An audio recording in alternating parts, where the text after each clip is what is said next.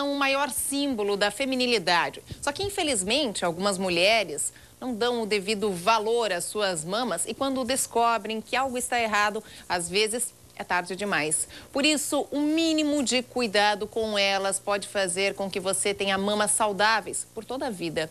E é sobre o desenvolvimento e as doenças mais comuns dos seios que hoje nós falamos no nosso quadro Saúde da Mulher, junto com o Dr. Belarmino José da Silva, o nosso aniversariante da semana. Agora, vou ficar falando isso direto, doutor. Obrigado.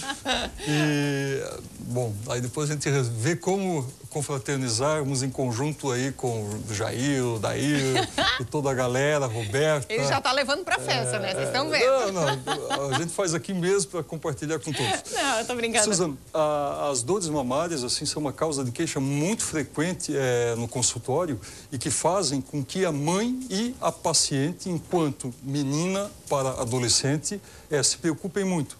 Porque geralmente a dor mamária ela está associada a tumor, seja ele benigno ou maligno. Então, o crescimento da glândula mamária ele é um divisor de águas, juntamente com o desenvolvimento corpóreo da mulher, fazendo com que a menina passe da infância para a adolescência. Tá, vamos lá, nesse desenvolvimento inicial, porque em algumas meninas, doutor, em algumas adolescentes se desenvolve muito mais rápido do que em outras, ou mais tarde, né? Ao contrário também. Por que isso acontece? Isso tem alguma associação com o período menstrual, com a primeira menstruação? Isso tem a ver, Susan, com a primeira menstruação, tem com o histórico da própria mãe, que é muito importante, não que a filha vá ser uma fotocópia da mãe, mas a questão hormonal, ela tem uma ação muito próxima do comportamento hormonal que a mãe teve. Por exemplo, se a mãe menstruou com 13 anos, a probabilidade de a filha vir a menstruar com 13 anos é muito grande também. Não necessariamente, às vezes alguns meses antes ou alguns meses após. Mas às vezes ocorre também de na mesma família ter diferenças gritantes, ou seja, uma menina, uma irmã menstruar super cedo e a outra muito mais tarde. Pode, porque enquanto geneticamente temos o lado paterno e materno. Sim, aí puxa, dependendo do lado que vai, né? Exatamente. Então, a menina, no desenvolvimento da mama, tem algo que a gente chama de botão mamário, que a menina vai palpando e a glândula ela começa a se expandir. E essa expansão da glândula, ela acaba ocasionando dor na adolescente. Então, quando começa a menstruação, geralmente começa da seguinte forma, Suzana. A mama começa a ficar um pouco mais saliente e a menina começa a apresentar pelos pubianos. A gente chama isso de telarca e pubarca. A telarca seria o início do começo do desenvolvimento das mamas, a pubarca seria ali do pubis, os pelos pubianos, e a primeira menstruação de menarca. Então, é a razão dos termos.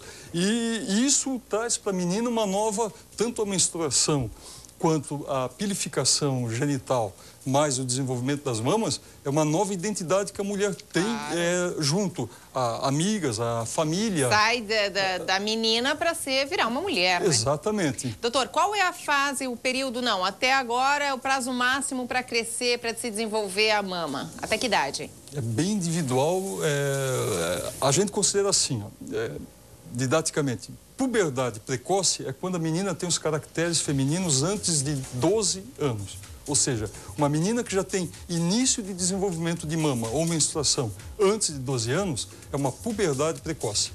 E a puberdade tardia vai ser quando acima de 18 anos a mulher não começou a desenvolver características femininas, ou seja, a mama, o desenvolvimento da genitália. São casos mais raros a tardia, mas a menarca precoce ou a puberdade precoce é cada vez maior devido a alimentos industriais, transgênicos, uma ingesta hormonal muito grande, fazendo com que as meninas cada vez mais, e a própria cultura alicerce, os meios de comunicação, a internet, esse mundo globalizado, façam com que às vezes algumas meninas despertem não só fisicamente, quanto mentalmente para uma teoricamente vida mais adulta do que na realidade ela tem.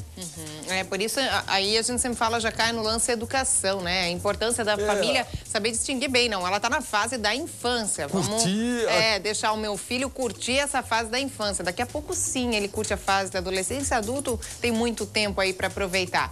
Doutor Belarmino, com relação aos sutiãs, a menina já nota o primeiro desenvolvimento da mama, logo coloca o sutiã, claro, para não aparecer na blusinha, tal, na camisa do colégio. Tá certo isso? Tem algum sutiã que deveria evitar? Assim, Suzana, antes do sutiã, eu diria que é interessante que a mãe oriente bem a filha quanto à alimentação nesse período da adolescência, porque todo o código genético dela para obesidade ou não futura vai estar ligado a essa fase da adolescência. Então, que seria de quanto? De que idade? Na virada de 13 para 14 anos. Olha. Então, o que ocorre? A mama começa a ficar proeminente e a menina começa a achar que a mama está desenvolvendo e começa a ganhar peso.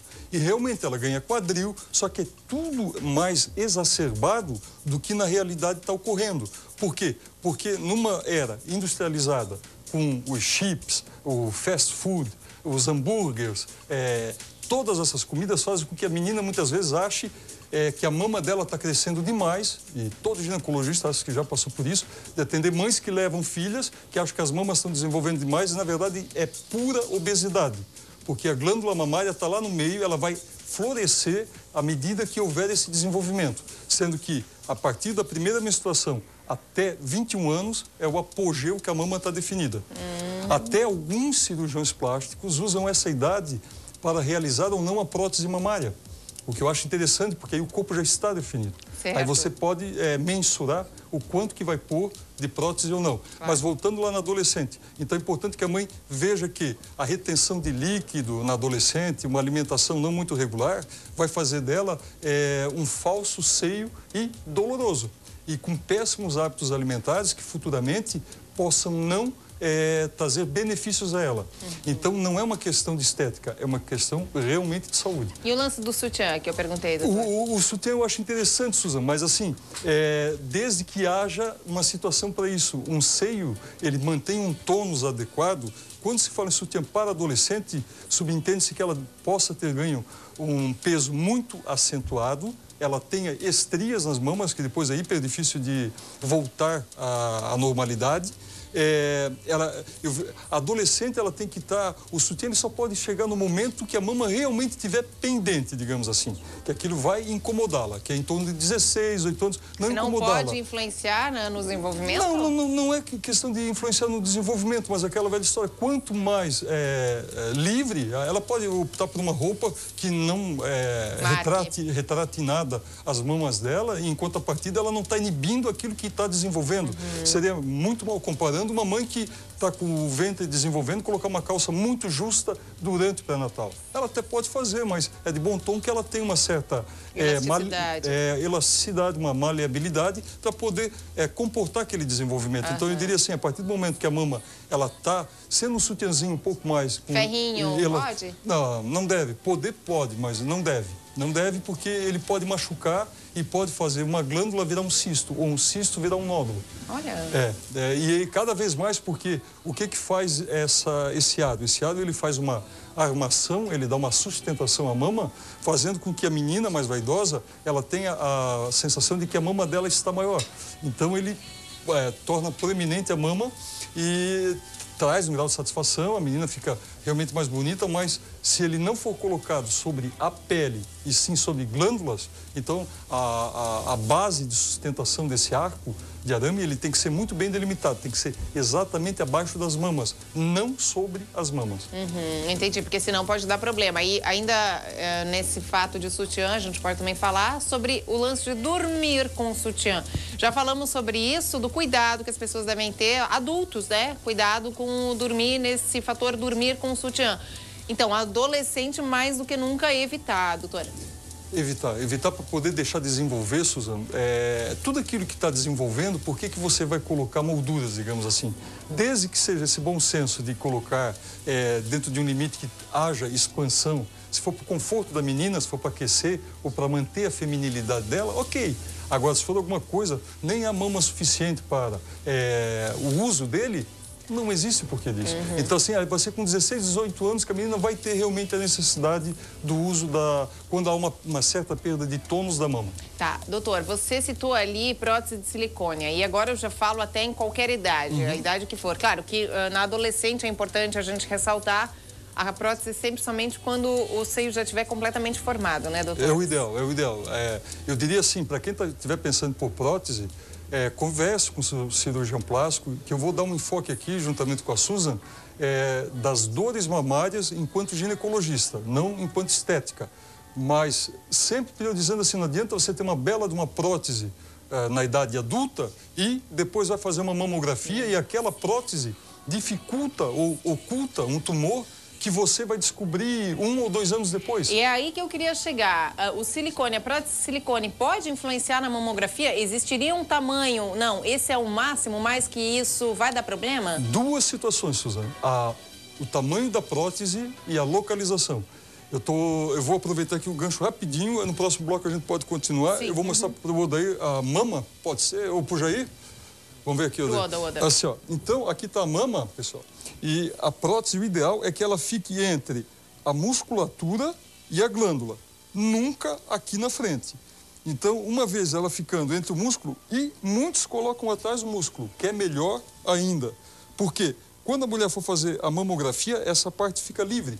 Então, e a prótese, dependendo do tamanho, depois eu vou comentar, ela pode atrapalhar no diagnóstico. Então, ela deve ser colocada entre o músculo e a glândula ou atrás do músculo, que é essa parte rosa aqui.